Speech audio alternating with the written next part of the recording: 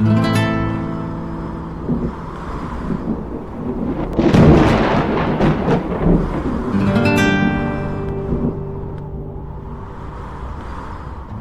wind never forgets in Wyoming. It moves over the plains like a ghost, carrying with it the voices of those who vanished and the secrets of those who made them disappear.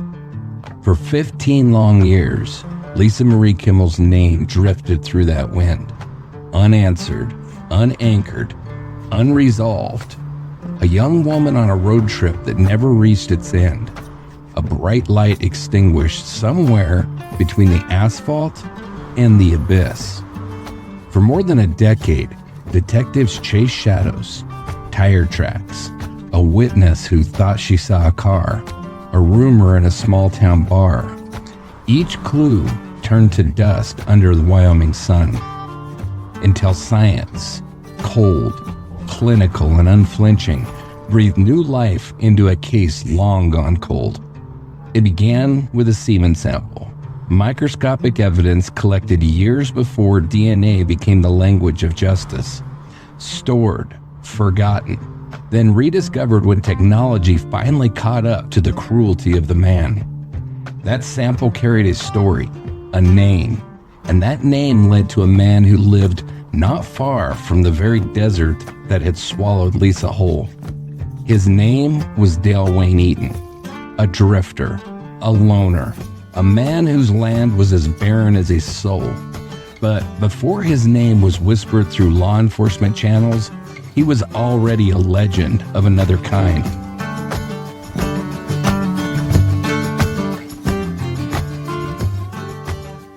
The man who kidnapped a family at gunpoint in the middle of the desert, tried to bury them alive, and still somehow thought he could bury his sins with them. The story of that day, a quiet stretch of desert, a broken down car, a family terrified, became a preview of the darkness that would later define him. It showed the world the kind of a man who could abduct, violate, and destroy without remorse, and then walk back into the sunlight as if nothing had happened. When investigators matched the DNA, the silence broke like thunder. 15 years of unanswered questions collided with one undeniable truth. Lisa's killer had a name, a face, and a past soaked in violence. And the road that ended for her in 1988 now pointed directly towards him. In this episode, we'll follow that evidence. From the sterile hum of the DNA lab to the barren stretch of desert where Dale Eaton's cruelty first revealed itself, we'll look at the man who hid behind isolation, survivalism, and paranoia until science dragged him kicking and screaming into the light. Because sometimes justice doesn't come from the living. Sometimes it comes from what they leave behind. Hey, Angela. How's it going tonight? Hey, John, it's good. How are you? I'm doing okay. It's good to be back. I know I keep saying that like every time and think that we're going to get back into... We go through stints. Oh, man, it's insane. It's like, you think it's going to go okay and then it all goes to hell again. So... It'll be all right. But we do what we can. That's all we can do. Exactly. So, you know what's crueler than silence? It's when the answers are right there, buried under time, waiting for science to catch up, when justice isn't denied, just delayed. For years, Lisa's case sat frozen in a file, a strand of hair, a trace of hope, but no one knew the evidence would one day speak louder than any witness ever could. Then came DNA, the science that gave the dead a voice. And that voice pointed to a man who'd already shown the world what kind of evil he was capable of. A drifter who once kidnapped a family in the Wyoming desert. Ballsy, tied them up, held them at gunpoint, and tried to make the sand their grave. A man who vanished back into the emptiness afterwards like a ghost that never stopped hunting. This is Dark Dialogue Rocky Mountain Reckoning, the series where we return to the crimes rooted deep in the dirt and the snow of the American West, the ones that never left the hearts of the people who lived through them. We investigate the stories buried under snowfall, prairie dust, and decades of unanswered questions. The ones whispered through dry creek beds, across the high plains, and beneath the weight of history itself. Sometimes justice doesn't ride in with sirens. Sometimes it comes from a single cell and a man who thought no one would ever find him. I'm Angela. And I'm John. And in this episode, we trace the path of a murderer hiding in plain sight, the forensic discovery that shattered 15 years of silence, and the story of a family he terrorized long before he met Lisa. This is DNA and the Man in the Desert. And this is Dark Dialogue, Rocky Mountain Reckoning. The Wyoming desert stretches forever out here. Flat, hot, and silent. 40 miles west of Rawlins, there's nothing but wind, dust, and the hum of distant semis disappearing into the horizon. It's September 11th, 1997. A young couple, Scott and Shannon Breeden, are stranded beside the highway with their 5-month-old baby. Their van has died in the heat, and the night before offered no rescue, no water, and no sleep. Just darkness and the sound of the wind scraping across the sage. At sunrise, a faded green Dodge van appears on the horizon. It slows, pulls over. A man steps out, middle-aged, soft-spoken, polite. His name is Dale. Says his brother runs a repair shop in Green River. Says he can help. The Breedens climb in, grateful, exhausted, trusting. They don't know they've just invited a killer into their lives. In minutes, the highway disappears behind them, and the road ahead leads straight into the emptiness. So, before the Breedens ever cross paths with this total piece of shit in 1997, his life had already carved a trail through the darker corners of the West. Right. It was a life built on instability, isolation, and violence, and one that repeatedly brushed against the unsolved deaths of women who vanished across the Great Basin. We've talked about it time and time and time again. He's your favorite person. He is quite the pile of shit. Yeah. The timelines, the locations, the methods, they all overlap in ways that were never coincidence. So we'll talk about his beginning. He was born in 1945. He was one of 8 children in Really? Yeah. Sorry, I didn't know that. in a Colorado home defined by abuse and chaos. His father was a violent alcoholic, known to smash bottles over his sons' heads.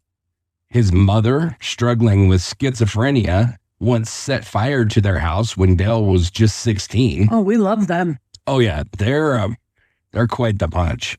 So home obviously wasn't a refuge. It was a battlefield. So by his teens, Eaton was running away, stealing cars, and fighting in the streets. So they sent his ass to reform school, Lookout Mountain in Colorado, a place that was meant to correct him, but it only hardened what was already broken. Yeah. The pattern was set. The damage was done. So after reform school, he drifted. He made one bad decision after another. And then he ended up marrying a woman named Melody, but that relationship was a storm of rage and volatility. And by 1986, she was gone for good. So was any sense of stability in this piece of shit's life. So he lived alone, slipping in and out of jobs, jails, and breakdowns. He was a man who couldn't stay in one place or one life for very damn long. Depression, paranoia, violence, they traveled with him like his damn shadows. Right. So by the late 80s, Eaton had crossed the border into Wyoming. He'd set up, this guy moved around all the time. So he was Colorado, Wyoming, Nevada, back to Wyoming, over to Colorado. Wasn't he in Utah for a time? I think he was in Utah for a time, yeah. So He ended up setting up a primitive camp, I guess is the best way to describe it, near Manita. Yeah. It was always described as a house. It wasn't a house. Not so much. Yeah. He lived in a bus. He scavenged for food, hunted when he could, surviving on little more than defiance and distrust.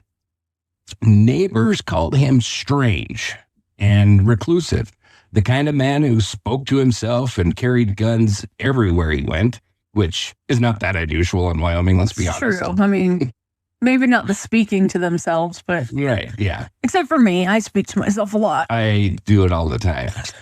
Okay, we're weirdos. This is true, but we knew that. So it was during these years that his name and his movements began to intersect with something far more chilling.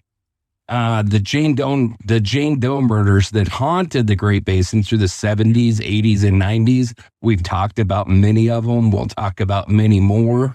But just kind of to run through a few of them, the Great Basin Jane Does and Amy Roll Bechtold. So between Elko County, Nevada, and the forested canyons of western Wyoming, young women vanished or were discovered dead, discarded in deep wilderness, in the deserts, bodies staged or concealed, their names, many of them, lost to the elements, and their killers officially unknown. So we've got Star Valley Jane Doe. That was the first one that we covered in this series.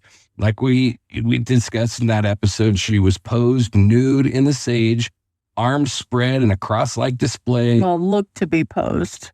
You've argued that a little bit. I have argued that, yeah. And then witnesses saw the blue Volkswagen that may or may not been related. It always comes up like it's this huge clue, but as we discussed in that episode, it really isn't, I don't think. Then we have Devil's Gate Jane Doe, also 72, also Elko County. And if you remember, her remains were extremely decayed by the time that they were found. But she was found east of Wells in country that was so remote that only hunters or wanderers passed through. Then Thousand Springs Jane Doe in 74. She was strangled and burned. We talked about her. She had an episode. Fox Park Jane Doe, who was found in 1980 near Laramie, Wyoming. She was sexually assaulted and severely beaten, left among the ruins of a ghost town, hidden within a dense wood. Her body was left for animals and time, abandoned only as the sun set behind the trees.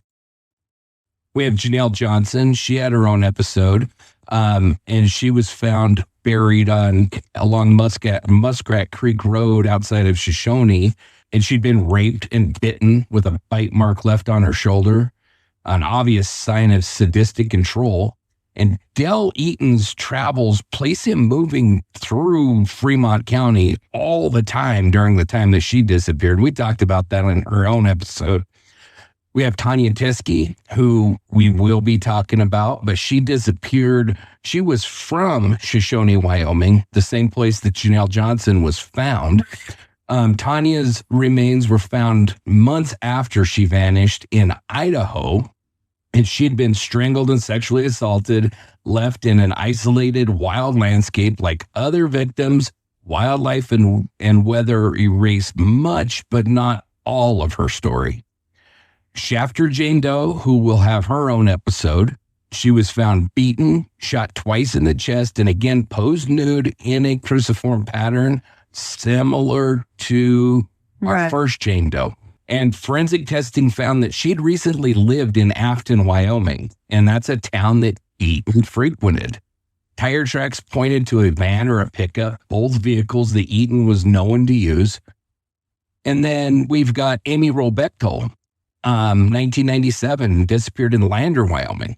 And she's going to have her own episode. She was a beloved distance runner and photographer. And I mean, she was an extremely talented runner. She was Olympic hopeful, wasn't she? Yes. And she disappeared while training on Loop Road in the Shoshone National Forest. Her car was found parked at the trailhead, keys and a list inside, but no sign of Amy. Only a partial sneaker print and some scattered belongings. A list? Yeah, we'll get into that in her episode. I mean, it's nothing important. I don't want to wait. But, I mean, they searched all over for her and they never found anything, not even a sign of a struggle. They found nothing. Yeah. That sounds like Dale. Yeah. And for years, Fremont County Sheriff's Office just kind of focused in on her husband. I think it was a huge mistake. I really do. But they decided early on that her husband was the guilty one, and they pretty much discounted everybody else. But Dale Wayne Eaton was in that area at that time. Yeah. And we're discovering now, there's even more information apparently pointing to him being in the area at the time. Just yesterday, even. Just yesterday, yeah. And his brother later would tell detectives that Eaton was camping. They hunted elk up in that area, out of Lander. And his brother said that Eaton was up there camping when Amy disappeared. And the timing fit all the other suspected cases, the pattern of young women taken suddenly in places far from help and then never heard from again. And then there's additional ones, but in my opinion, those are the ones that match him closer than a lot of the rest. We talked about Naomi Kidder. She had her own episode.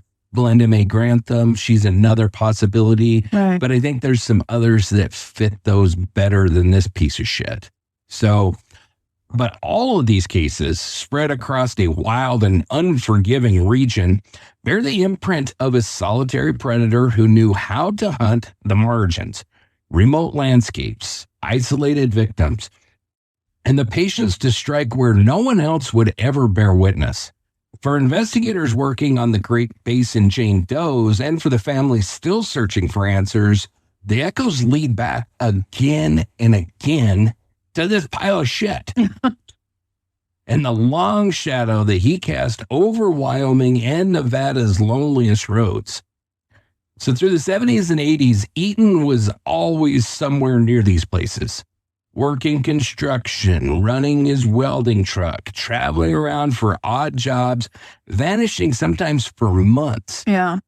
When one brother was later asked where Dale had been in 93, the year of the Shafter Jane Doe, he answered simply, Nevada. And we know that I don't remember the weird shit, how they said that. It was his nephew, but it wasn't described as his nephew. Was with him in Elko in 93. So the same year, the same stretch of desert, the same silence after. And then by 1994, Eaton had bought a truck and was drifting constantly through Wyoming, Colorado, and Nevada. Everywhere he went, there were reports of women missing. We've talked about this over and over. Yeah. Hikers, travelers, locals. And when Amy Robechtel vanished near Lander in 97, again, this piece of shit's around, his name surfaces. He wasn't just a wanderer. He was a man who blended into the background of the American West. The mechanic, the welder, the drifter, the stranger at the gas station. The one no one remembered until it was too damn late. Dale Wayne Eaton's story isn't just one of violence, it's one of proximity. Always near the wrong place, at the wrong time, with the wrong kind of past. His path wound through the same lonely roads where so many Jane Does were found, and eventually it led to one final road, the one where science would speak for Lisa Marie Kimmell. And we've talked about this before, but I think it's important to bring it up again in this episode. We talk about the psychological profile of the Great Basin predator. We know that he likely has a history of severe childhood abuse, both physical and or emotional, parental mental illness, poor attachment, neglect, likely to have exhibited early signs of conduct disorder or juvenile criminality, animal cruelty, theft, weapons offenses, assaults, whatever, frequent running away or truancy, social isolation, and poor academic performance. And then if we talk about their personality traits and mental health, we would see somebody that has pronounced antisocial traits, a lack of empathy, a disregard for social norms, very deceitful, sadistic tendencies, deriving pleasure from exerting control or causing suffering, staging and manipulation, obsessive or ritualistic behaviors, signature posing or burning of victims, returning to the crime scenes, paranoid thinking, social mistrust, and periods of psychosis in adulthood. They would be very likely to have been diagnosed with a personality disorder, antisocial, possibly borderline, and possible major depression or schizophrenia. Talking about their lifestyle and mobility, they most likely live a drifter's lifestyle, frequent relocation, transient jobs, avoidance of any stable relationships. They'd have knowledge of remote terrain, skills in hunting, camping, or, ranching and jobs out on the plains, ownership or frequent use of vehicles that are suited for rural travel, such as pickups or vans. Employment would most likely be manual labor, construction, or operating machinery. Handyman. Yes, welder. Yeah. And then if we talk about the offense characteristics, the victims are isolated young women, hitchhikers, runners, travelers, outdoor enthusiasts. The crime scenes are remote, difficult to access. Methods would most likely be sudden blitz-style attacks with extreme violence, shooting, strangulation, beating, with possibly some post-mortem staging. Forensic countermeasures using fire, water, or wildlife to obscure evidence. Retention of trophies, keeping the victim's belongings or clippings about the crimes. And then post-crime communication or taunting, leaving notes, reaching out to the family. Yeah. And then interpersonal and sexual dynamics. This person would have a history of failed abusive relationships, often marked by violence and abandonment. They'd have impaired sexual relationships or paraphilias, possibly erectile dysfunction remedied by violence, and would have a preference for controlling, humiliating, and or overwhelming their victims. And so when we look at Wayne Eaton with this profile that we just built, we got to say that with the severe abuse, dysfunctional home, yes, he has an alcoholic and abusive father. His mother's a schizophrenic. We talk about the early violent criminal behavior. Yes. Assault, theft, sent to reform school, social isolation, poor academics. Again, fits. Yeah. He had repeated runaways when he was a kid, really weak school performance, the drifter lifestyle, the rural expertise. Again, fits. Yeah, he lived in a freaking bus. He moved all over the place, working odd jobs. No schedule, just kind of came and went. Yeah. We talked about the vehicles. He owned multiple pickups and vans over this course of time. And he lived in freaking Bonita, where you would have to have a vehicle, that could reach rural areas because it's freaking rural. Yeah. And then the victim selection, it definitely matches across the board with all of these victims. The blitz attacks, again, it matches Wayne Eaton, what we know of him and what we suspect of him. The staging, burning, forensic evasions, absolutely. We know that he threw Lisa's body into the river. We know that he kept her car and buried it. It's a big trophy. Yeah, it's a big trophy. Mm-hmm. And we know now we're starting to think that he also potentially kept clippings about the crime. And we know that the son of a bitch did leave the note on her grave. Yeah. And then if we talk about the failed relationships, the sexual dysfunction, he was an abusive piece of shit with paraphilias, a history of threats and violence. And then we talk about the paranoid, sadistic, antisocial traits, and that has been noted by psychiatrists in jail and in prison behavior after he was incarcerated. So pretty much he matches what we would suspect the perpetrator in all of these cases would look like. So his background and behaviors fit almost seamlessly into the predicted profile of a predator responsible for these crimes. He endured a brutal childhood, cultivated survivalist skills, drifted restlessly through the same remote regions as his victims, and demonstrated sadistic violence, sexual predation, and signature post-crime actions, burial, staging, trophy keeping. His method reflects deep knowledge of wilderness, manipulation of forensic evidence, and the urge to control both his victims and the narrative aftermath. Hallmarks of the archetype found in Great Basin serial slayings. So, where the offender's profile calls for opportunism, calculated cruelty, and postmortem signaling, Eaton's known history matches detail for detail. His documented presence in victim regions, his violent criminal records, and his psychological profile all reinforce a chilling compatibility with the hypothetical Great Basin predator. A psychological profile for the predator of these Great Basin murders describes a deeply disturbed, nomadic predator shaped by a history of severe childhood abuse, social isolation, and antisocial personality traits.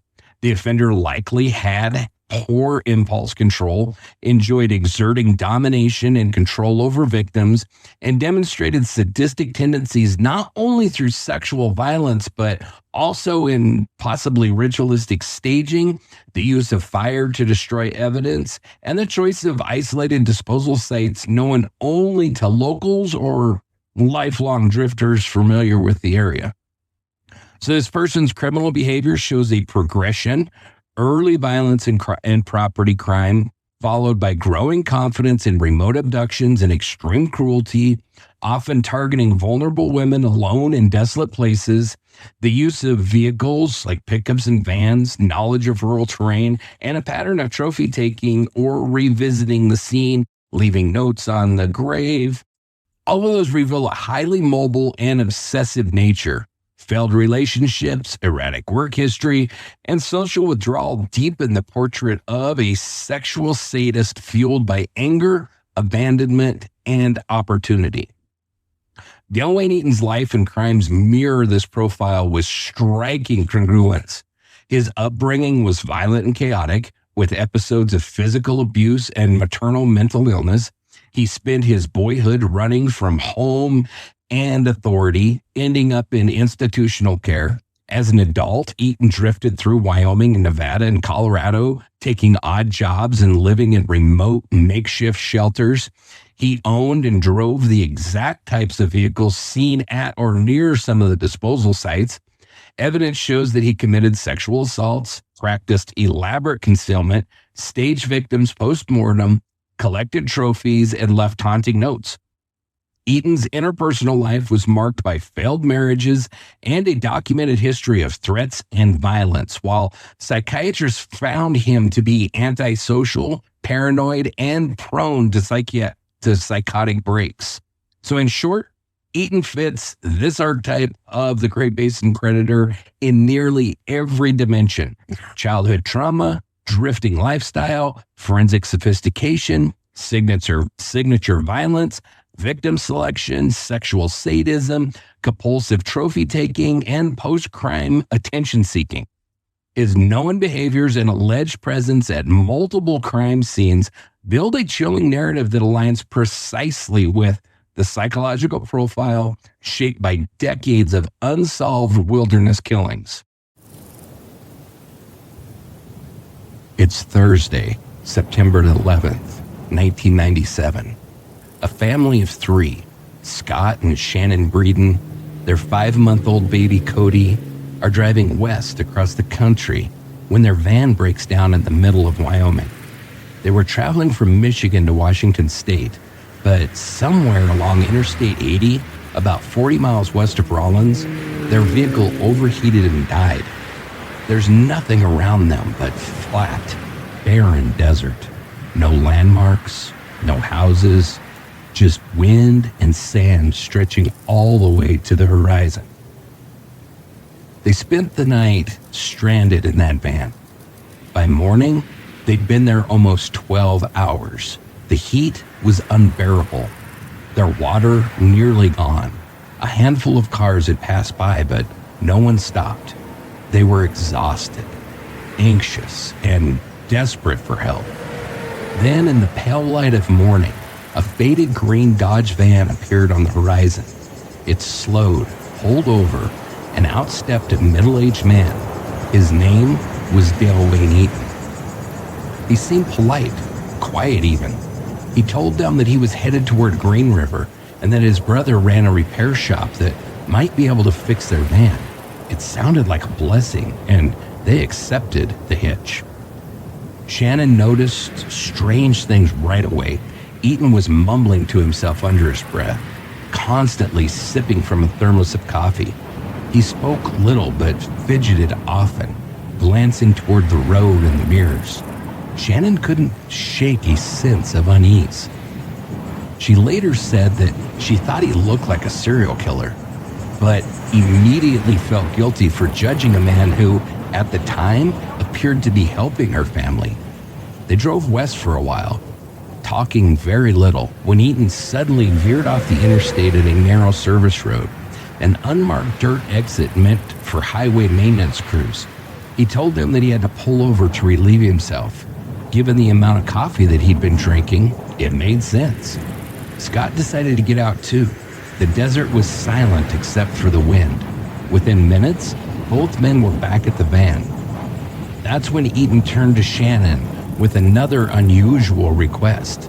He told her that he was tired, wanted her to drive for a bit while he lay down in the back of the van. It was an odd moment. It wasn't even 9 a.m, but Shannon agreed. She got behind the wheel and started to accelerate down the dirt road, trying to focus on reaching the interstate again, but then she heard it, a metallic click from behind her. When she looked in the rearview mirror, her blood turned to ice. Dale Eaton was holding a rifle pointed directly at her husband and their baby. He told her to keep driving away from the highway and into the desert, or he'd shoot the baby. Shannon glanced down the narrow road and saw nothing but miles of desolation. No people, no cars, no help. And in that moment, something in her snapped into focus. She felt, she later said, in her bones that if she obeyed, if she took that turn deeper into the desert, none of them would ever be seen again. So she took action, pure instinct. She floored the gas and spun the wheel in a sharp, wild circle, trying to angle the van so hard that it would throw Eaton off balance or knock the rifle loose. Eaton lunged forward, trying to wrestle control of the wheel, rip out the keys. The van shuddered, stalled, and came to a violent stop. Scott grabbed Cody and jumped from the van. Shannon tried to get out too, but Eaton was already on her. He lunged, dragging her to the ground. The rifle fell, clattering against the dirt. That's when he reached under the driver's seat, pulling out a knife. Eaton slashed towards Shannon. She fought him, kicking and twisting, trying to get free. Then Scott, having set the baby safely aside, rushed back into the fight. He grabbed Eaton's arm, pinning it down, shouting for him to stop. Eaton threatened him, told him that he'd kill Shannon if Scott didn't let go, but Scott did not back off. Somehow, he wrestled the rifle up and swung it with all his strength. The wooden butt shattered against Eaton's skull, but even injured, Eaton did not stop. He tried to get up again, staggering toward Shannon. Scott lunged, tackling him. A fistfight, a struggle for control, both men rolling in the dirt. In the chaos, Scott got a hold of Eaton's knife and stabbed him in the chest. Eaton hit the ground. Shannon, now holding the rifle, fired a shot into the dirt beside him as a warning. Eaton, bleeding and still conscious, told her not to shoot again, that the gun would blow up and kill her. Scott continued striking Eaton until he stopped resisting, until the man who had moments earlier threatened their baby was now begging for mercy. When the dust settled, the desert was silent. Shannon grabbed their son. Scott checked that Eaton was no longer a threat, then ran back to the van. They climbed into Eaton's vehicle, It was the only one that still worked and sped away down the empty service road. About a mile later, they stopped at a highway maintenance area and called the Wyoming Highway Patrol. Help arrived within minutes. The Breedens were shaken, terrified, and bruised, but alive. Their quick thinking and raw courage had saved them from disappearing into the desert that morning. What the Breedens didn't know then was that this chance encounter, this violent struggle for survival, would later become the key to uncovering something much darker. But on that morning in 1997, all that mattered was that they had survived. So when the Wyoming Highway Patrol arrived at that remote maintenance pull-off, what they found looked like something out of a freaking nightmare. A bloodied man lay in the sand beside a green van. His shirt was soaked in red. A rifle lay nearby, broken at the stock. And just a few yards away, officers found Scott and Shannon Breeden, shaken, exhausted, and clutching their baby boy. And they told officers what had happened, recounting every moment, the kidnapping, the fight, and the desperate scramble to survive. And I got to say, man, these people are freaking heroes. Yeah. They are freaking heroes. Have you ever been down in the Red Desert? Yeah, once or twice, but I was really little. I mean, it's like the Sahara Desert. It is just sand dunes for miles and miles and miles. It is a true freaking desert. We kind of avoid that area. Yeah. But and I mean, if somebody disappeared out there, it could be years if they are ever found. It is unbelievably remote and secluded. And so, and no doubt he was going to kill all of them. Oh, yeah. So as the police assessed the scene, they realized that the attacker, Wayne the piece of shit Eaton, was still alive. He was conscious, badly injured from the struggle, and he was losing blood. So they called an ambulance and began questioning him right there in the desert. When one of the officers asked Eaton why he'd attacked the family that he just met, his answer was strange. He said he was sick, dying, in fact, and that what happened that morning was a kind of suicide attempt. He told them that he had wanted to die, but didn't have the courage to do it himself. And so he described this as an attempted suicide by a stranger. So even in this, what? I said, Yeah. So, struggling to believe this. Yeah, usually when you decide to commit suicide, you kidnap a family. I think most people always do, That's why we have so many families that just randomly disappear, because every time somebody wants to commit suicide, they got to kidnap a family. That's why entire families always kill single suicidal people. Exactly. Too. All right. Even in this fragile state, officers couldn't ignore what they found inside his van. Among the coffee cups, the tools, and just the general shit that he had scattered all over the place, the dude was a freaking pig. Mm-hmm. His van was nasty. His bus that he lived in, house, whatever you want to call it, was nasty. But in this van, under all the shit that was floating around, they discovered a set of handcuffs. And when they asked about them, he dismissed them casually and said that they were just a sex toy. There were other concerning items too, and things that didn't make sense to have in a vehicle headed across the desert. Yeah, because that's where I keep my sex toys. The officers knew then this was not a misunderstanding. This was a premeditated kidnapping. The Breedens were taken to safety, given water, blankets, and a ride into Rollins for debriefing. They were physically safe, but emotionally shattered. In interviews, Shannon described the feeling of that moment of standing beside the broken van and realizing how close they'd come to dying there. She said it was like looking straight into evil and walking away. Eaton, meanwhile, was stabilized and transported under guard to a nearby hospital. And once treated for his wounds, he was arrested and charged with multiple counts of aggravated assault, attempted kidnapping, and the use of a firearm in the commission of a felony. He ended up pleading guilty to the assault charges, but what came next still baffles law enforcement today. And me too. And pisses me the hell off. Same. So despite the violence, despite the evidence, despite the trauma that this piece of shit inflicted on this poor family, Eaton received a suspended sentence. I think we're going to need to get you a punching bag in here. Maybe, and put his damn face on it. And just interchange faces, because there's more. This is true.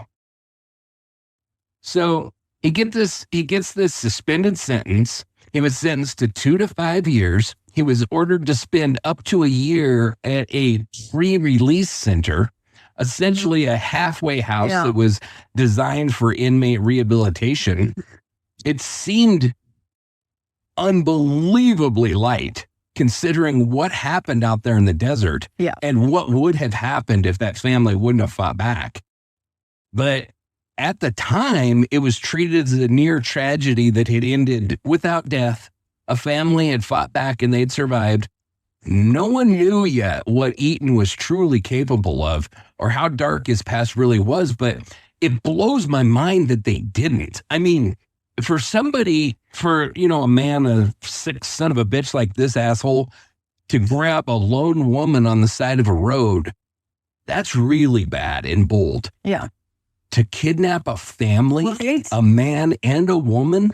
I mean, the baby is easy to control. It's 5 months old. It's not like he's going to fight back. But to kidnap a man and a woman, that really speaks volumes about what kind of predator this guy was. Mm-hmm.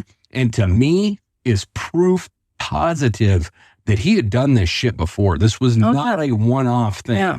He was not worried. And the fact that the courts did not see it that way just blows my mind.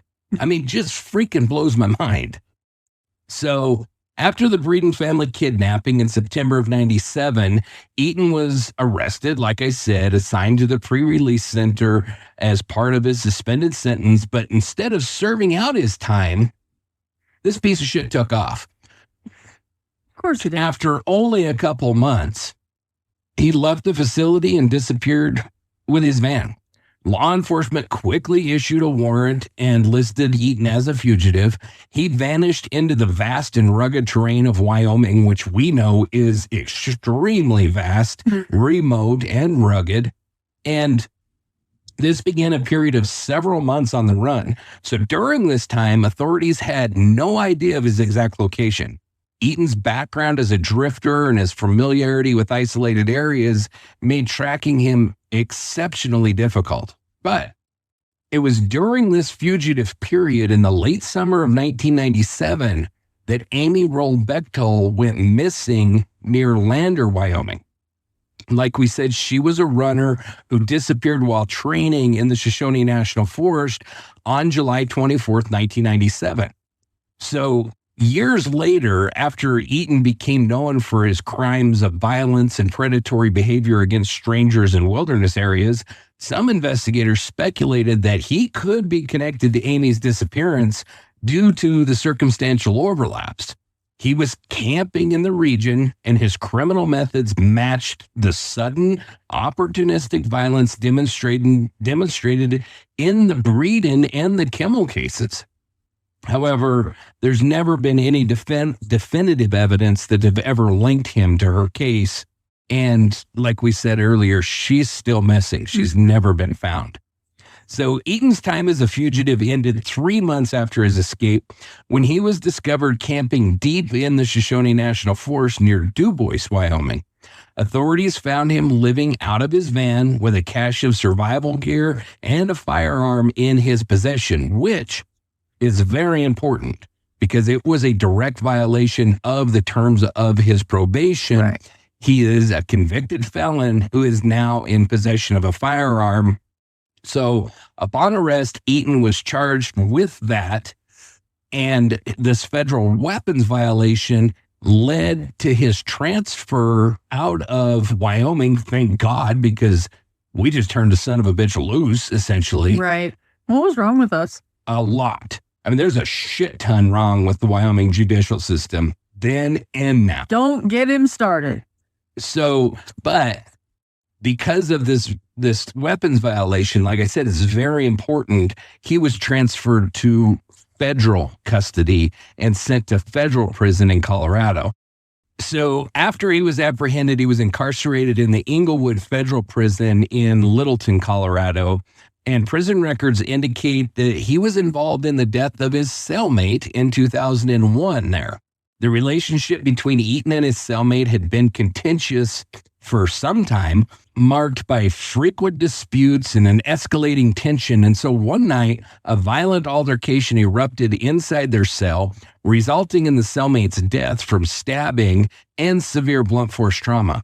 So following this incident, a detailed prison homicide investigation was launched. Witness statements and physical evidence showed that Eaton had attacked his cellmate during a heated argument. He'd used a homemade weapon, which prison staff recovered at the scene. Security responded swiftly, placing Eaton in solitary confinement while they started investigating the crime. And despite the physical evidence and Eaton's history of being a total piece of shit, authorities ultimately decided not to pursue a homicide conviction against him. And you explain that shit to me. You got two guys locked in If I could. room. One of them dies and one of them comes out. How is there a mystery here? Yeah. I do not get why he wasn't charged with homicide in this case, but he wasn't. Federal prosecutors reviewed the incident in detail. Witness accounts from staff and other inmates were at times contradictory. Some suggested that Eaton had acted in self-defense, claiming his cellmate was the aggressor and that Eaton feared for his life during the struggle. Others described a complicated dynamic within the cell, with both men demonstrating unstable and sometimes violent tendencies. Hence the reason they're in freaking prison.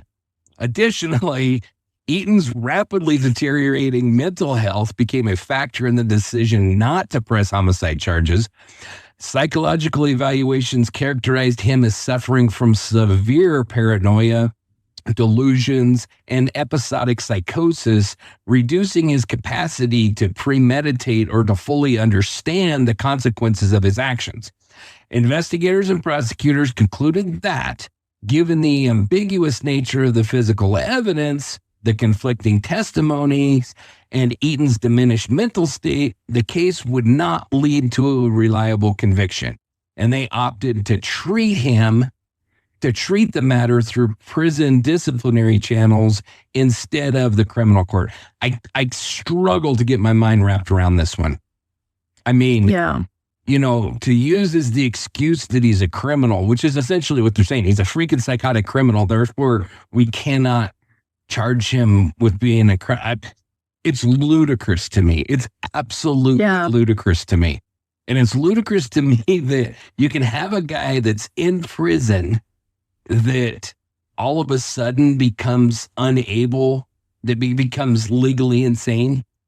Just suddenly. But yet he was sane a couple of years earlier when we threw his ass in prison. Yeah. I just have a really hard time with this whole bullshit thing. I think essentially it was a prisoner killing another prisoner. They didn't want to waste the time or the money on it. So it's just like, nah, Whatever. well, one piece of shit killed another piece of shit. Not that I can argue with that part. Right. But Actually, I shouldn't say that. I don't know what his cellmate was in there it's for. true. I don't know if he was, he was a prisoner, but it doesn't necessarily mean that he was a total pile of shit. I mean, it was a federal prison, so could have been tax evasion or some shit for all we know. But I didn't research it. I'm sure that it's out there. It just blows my mind that he just gets off. He kidnaps a family. He gets off with nearly nothing. He stabs his cellmate to death. He doesn't even get charged. It's nuts. But he was punished internally. He lost privileges. He was transferred to a maximum security solitary confinement ward and became subject to increased psychiatric scrutiny. Though he was not convicted of homicide for the death of his cellmate, the violent event definitely reinforced his reputation as dangerous and unpredictable. And this incident remained part of his behavioral record as investigators examined his background in the years that followed. The reason that I said, it was very huge that he was caught with that gun and then charged federally for a felon in possession of a firearm is because By doing that, then the federal government collected his DNA when he was transferred to their custody. And as a direct result of that, in the late 90s and early 2000s, federal law and a growing number of state laws started requiring that convicted felons provide a DNA sample, generally by blood or a cheek swab, for entry into the combined DNA index system, or CODIS. And the FBI, and that's the FBI's national DNA database. This system was created to connect convicted offenders to evidence from unsolved crimes nationwide, especially violent crimes and sexual assaults. So once Eaton was convicted on the federal weapons charge, they processed him through their standard intake procedures at Inglewood Federal Prison in Colorado. And as part of this process, his DNA sample was collected and sent into CODIS. So separately, the 1988 case of Lisa Marie Kimmell's abduction, rape, and murder had, like we've been talking about, had frustrated Wyoming investigators for over a decade. And then, so for years, with no solid suspects, the advances in DNA technology gave fresh hope for solving her case.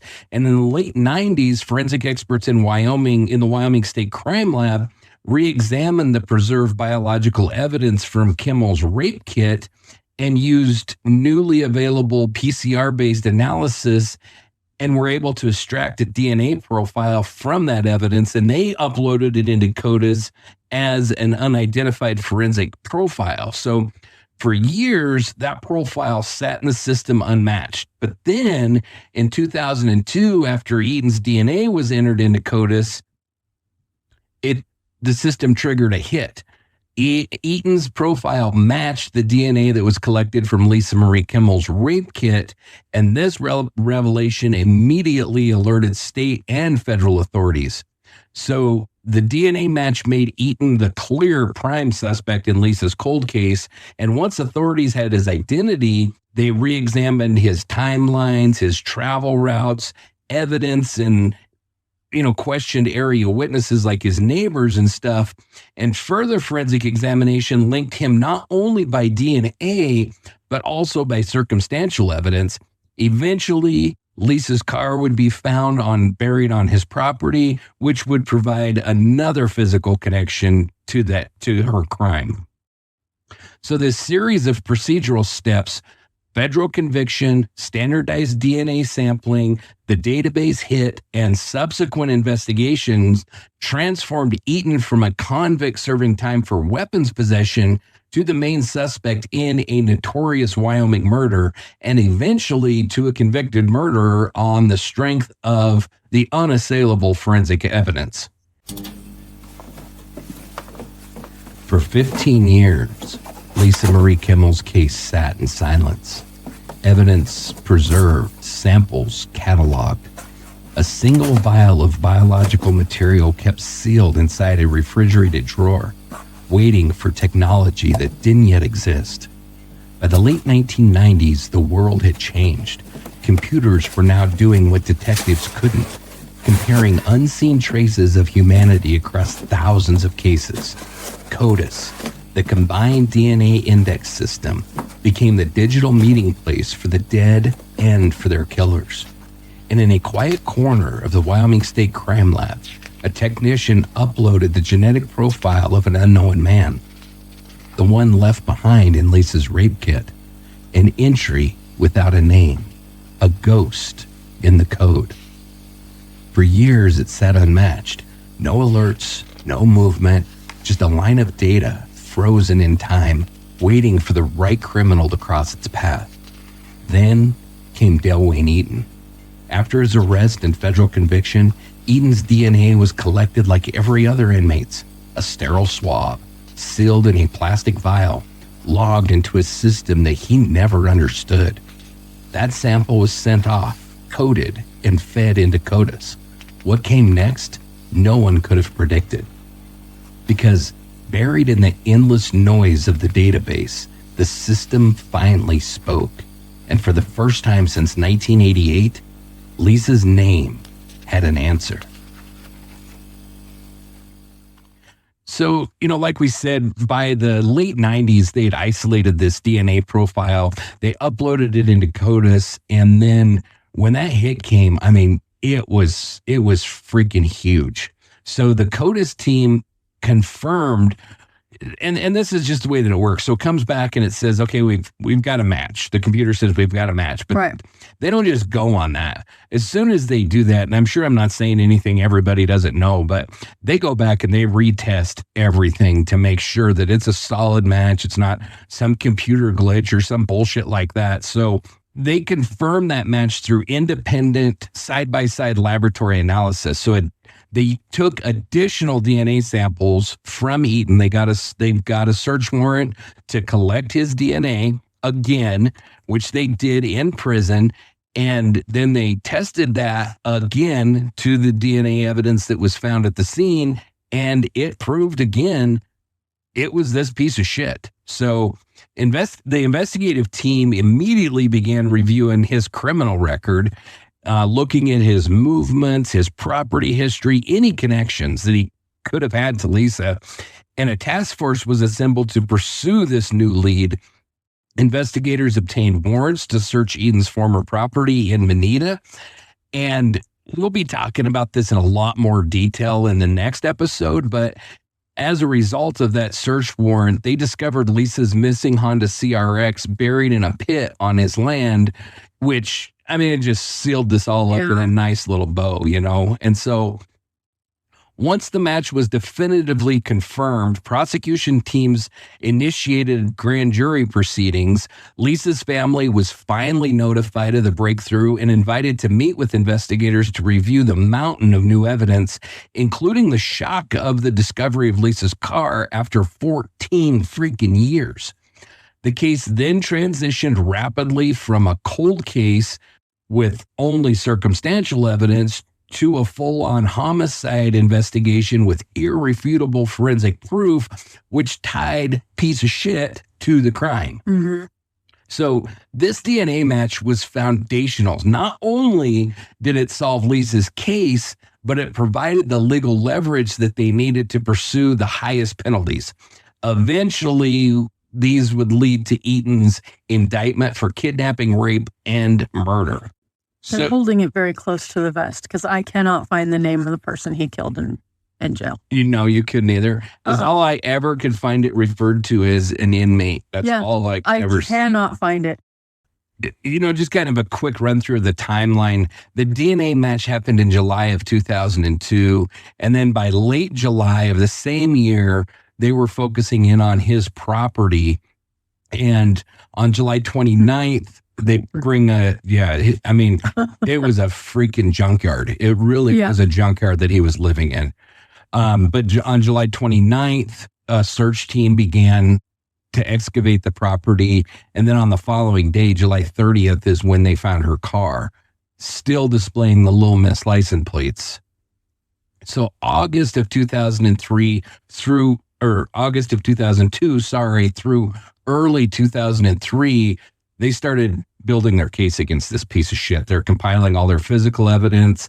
They finally, at this point, they send the Stringfellow Hawk letter to handwriting experts to have them evaluate it. And then they come back and they said, yeah, it is a match to piece of shit. They also obtained statements from Joseph Francis. Legal name change, Yes. It was a legal name change. John has legally changed his name. Yes. And then they obtained statements from a guy by the name of Joseph Francis Dax, who is an inmate who reports that Eaton confessed elements of the crime while they were incarcerated together. And his account did include details that were previously unknown to the public. I struggle with some of what he says because, according to him, Eaton was hitchhiking. Lisa picked him up, and then he made a sexual advance on her. She rebutted it, and that's when he decided to rape her and kill her. I find it hard to believe that a young lady driving across that barren stretch out there. I mean, I picked up a hitchhiker on that same road when I was probably like 19, and he reached like down by his boot. I think he might have been going for a knife, but I had a dog with me all the time, and he used to lay right up behind my head on the back seat. And as soon as that dude started to reach down, that dog was like in his lap, growling and snarling, and dude like freaking jumped up on the handle of the door and just kind of sat there, and the dog just kept him pinned right there. And so I was like, do you want me to pull over and let you out now? And he's like, yeah, would you pull? Yeah, would you let me out? Your ride's over now, dude. So I kicked his ass out. I mean, definitely no, I can't say that. I've picked up a couple other hitchhikers in my life, but you need to stop that. Really made me cautious about picking up hitchhikers after that. Yeah. And I have no clue if the dude, had bad intentions or not, but I trust my dog's intuition. The dog was like, no. Yeah. And he did not do that. That dog was not that way. So I don't know what was up, but I think something was probably up. But I only bring that up because I saw him walking out there, and I'm a big guy, and when I was 18, I was a big, strong dude, right? And so, but even then, I was like really reluctant to pick him up. And if I wouldn't have had the dog in there with me, I don't think I would have. Sorry, dude. Yeah. And so my point is, I find it hard to believe that this young teenage girl is driving. You've driven across between Casper and Shoshone at night. No. It's like pitch black. There's not a freaking street light to be seen anywhere. It is black as black can be. Yeah. And I know back then there wasn't cell phones, but now, like, as soon as I have service, I'll call for somebody who's walking. Right. But I'm not picking you up. No. Yeah. And I'm sorry. She might have waited. Well, it's pretty much the same as far as service and whether you wait to Shoshone to call, because that's about when you get service back. Yeah. But, she might have went into Shoshone and made a call that somebody was, I don't know, Lisa. I never met her. I just find it hard to believe that she would have done that. But it's neither here nor there. That's what his cellmate, that's the story the cellmate told. But he did have other information that nobody should have known. True. Okay. So it's possible, though, that, these pieces of shit tell these stories. And I think that he probably grabbed her from the rest area near Manita. Yeah. But when he's telling his prison buddy, it probably sounds better that he took the moves on her or whatever. So I don't know. I'm not saying that the guy was lying. It's very possible that Eaton lied to him and he was just recounting what he was actually told. So, but by April 2003, the piece of shit is extradited from federal custody in Colorado to Natrona County, to the Natrona County Jail back in Wyoming. And on April 17th of the same year, the formal criminal information is filed. Eaton is charged with 8 felonies: first-degree premeditated murder, aggravated kidnapping, robbery, first and second-degree sexual assault, and more. Then the court denies bond. Thank God they get it right. It didn't turn him loose to like a freaking pre-release center or something. And, obviously they cited the flight risk. The son of a bitch has already fled custody. So no, piece of shit, you don't get out of jail this time. And the prosecution, which was led by the Natrona County DA, Kevin Meenan, signals their intent to seek the death penalty. We'll go through all of the intricacies of the trial and everything that would come, because we still got quite a bit to talk about. So her mom, Sheila, who had devoted herself to advocacy and outreach in Lisa's memory, was initially stunned and overwhelmed by the news. I can't even imagine. No doubt. After years of living with this uncertainty, it would have to be like a mixture of relief and disbelief, and then a whole renewed pain. Mm-hmm. You got to go through the whole thing again. Yeah. And now you have a face of this freaking monster, and he's not a handsome cat. Let's just say that. No. And so somebody thinking about their daughter's last days with this freaking animal. Yeah. I mean, I just can't imagine it. Lisa's younger siblings also struggled with the reality of the DNA match. They were haunted by possibly having to confront their sister's killer in court. Lisa's father, Ron, and other close relatives gathered as a family to process the news, checking on each other as the investigation intensified. And, so often is the case that it's really not even discussed or thought about what the family is going through at that time. Like, of course, they're freaking ecstatic and relieved that they found the guy, but it's almost like going through the whole thing all over again. It's the epitome of bittersweet. It really, really is, and everybody, I just don't think enough attention gets put on that after 14 years, a lot of healing has taken place. Yeah. And, I don't think you ever are healed from this. No. I don't think you ever get closure, but a lot of that has taken place. Yeah. And then it's just ripped open and fresh as the freaking day that it happened. What you're looking for, I think. Yeah. They've accepted it, started to kind of build their life on from it. Sheila, her life completely changed. I'm sure it did for the entire family, but for Sheila, it really changed because she really became an advocate. She wrote that book and she would speak out about violence against women and the importance of robust forensic investigations in cold cases. I mean, we talked about the fact that they were very disappointed with the way this investigation was handled early on. And she was an advocate against that, and she really was out there advocating for her daughter. Lisa's case had always galvanized the family, the Kimmell family. But in the months between the DNA match and Eaton's trial, they navigated it in an intensely public way.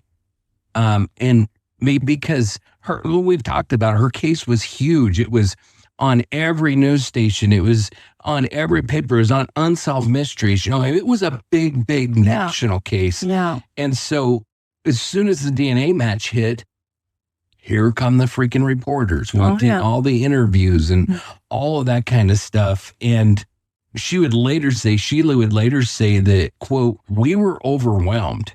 We had waited so long to hear those words. And when they finally came, I couldn't even speak.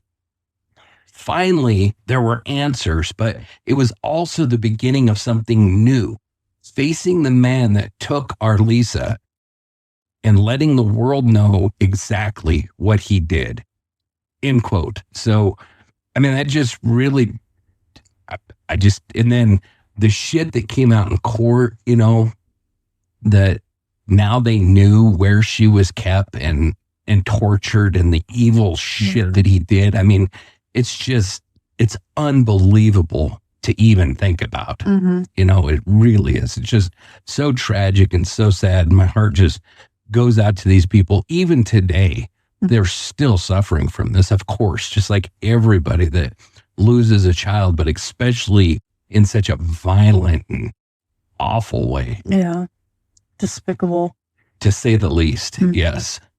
For 15 long years, Lisa Marie Kimmell's case sat suspended in silence. Evidence sealed, leads gone cold, hope stretched thin by the weight of time. And then a fragment of her story, microscopic and forgotten, became the thread that unraveled everything. A single DNA profile, pulled from evidence that had waited longer than some of the detectives themselves had been cops. When it hit in CODIS, the screen lit with a name that changed everything.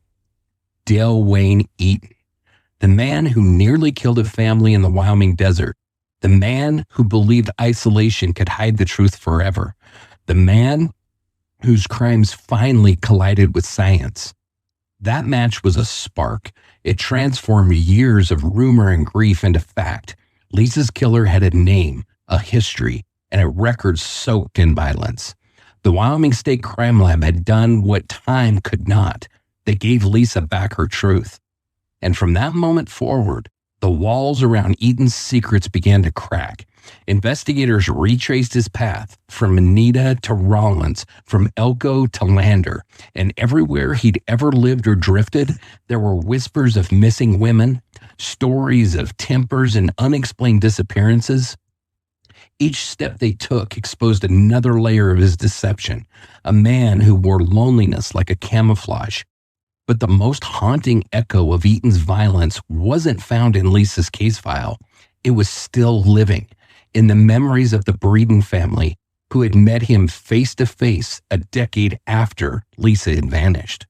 In September of 97, Scott and Shannon Breeden were just a young couple on the road, exhausted, overheated, trying to get home with their baby boy. A simple breakdown, a stranger offering help. It could have been any family on any highway in America.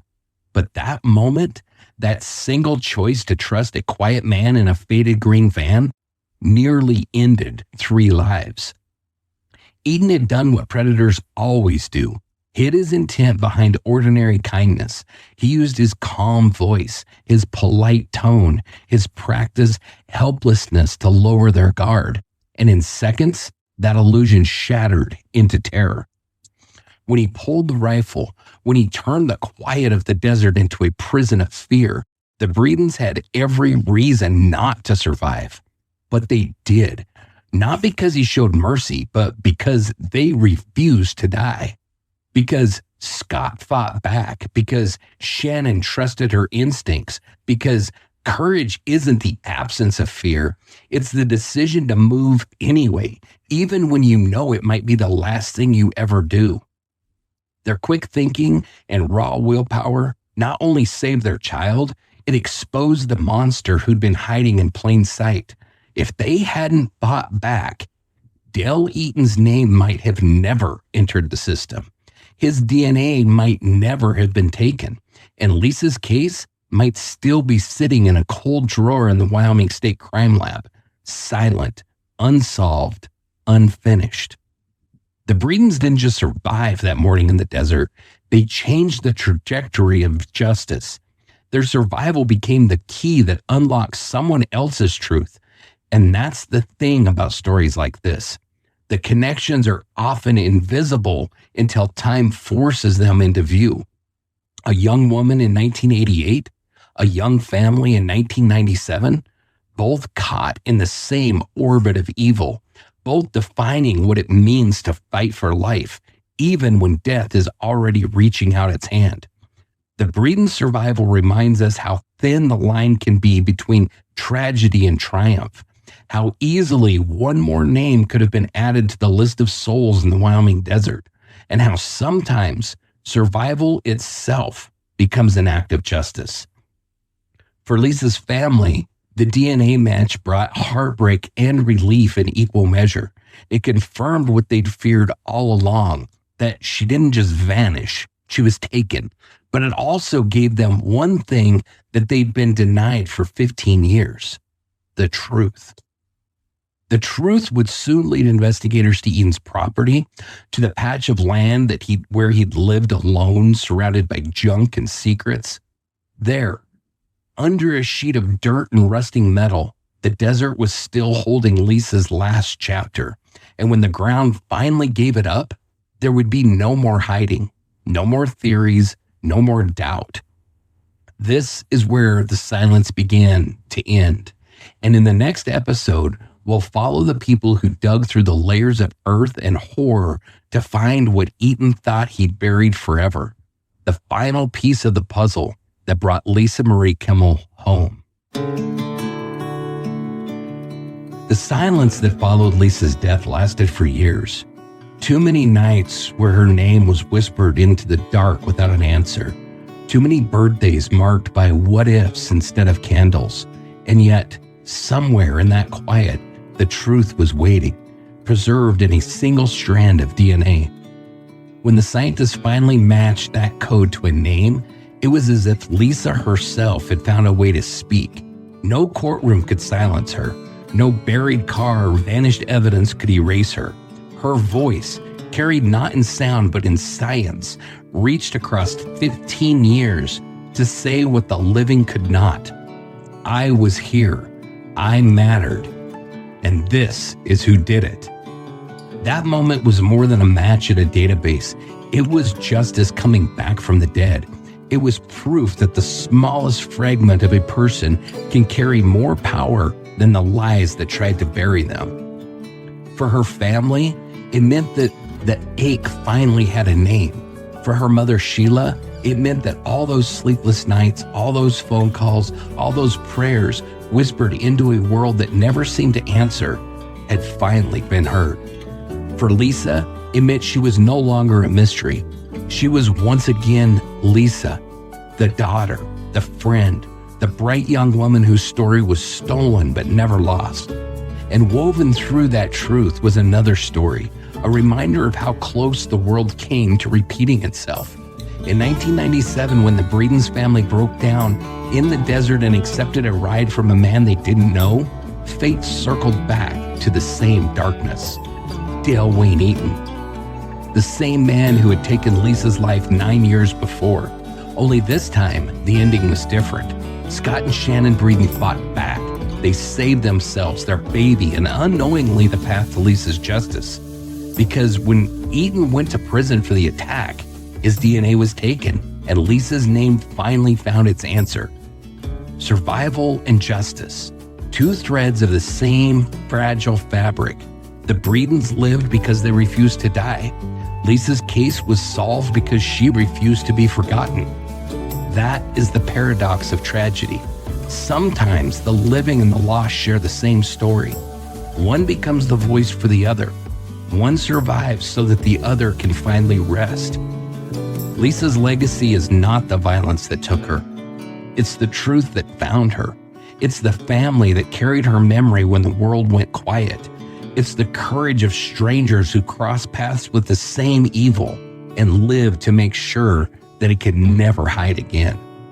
She will always be Lil Miss, the daughter who should have made it home, the young woman whose smile still softens the edges of every word spoken in her name. Her story is written now, not just in headlines or files, but in the hearts of those who still carry her light. And as we move closer to the place where her final secret was buried, we remember the truth is patient. It waits beneath the dust, beneath the silence, until someone cares enough to dig it up and hold it to the light. In the end, justice didn't come from a witness or a confession. It came from a code, a sequence written in blood, held in silence, waiting to be found. For 15 years, Lisa's voice was quiet, and then science gave it back to her. Her name carried across time because someone, somewhere, cared enough to preserve the evidence. Because investigators refused to throw it away. Because a family refused to stop asking why. If this episode meant something to you, take a moment to like, follow, and leave a review wherever you listen. Those small actions help more than you think.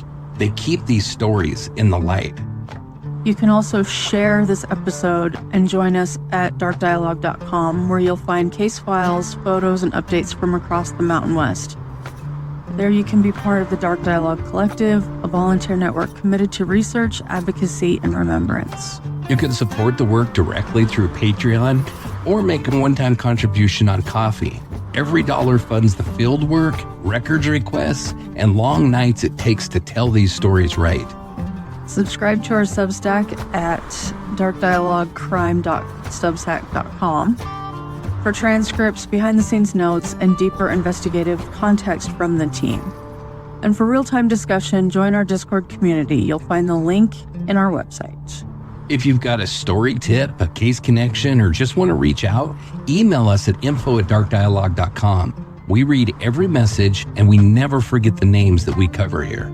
This has been Dark Dialogue, Rocky Mountain Reckoning. I'm Angela. And I'm John. We'll see you next time when a buried car and the land itself reveal what time tried to hide. Until then, the jury of history never adjourns. Let the past take the stand, and the guilty face the reckoning.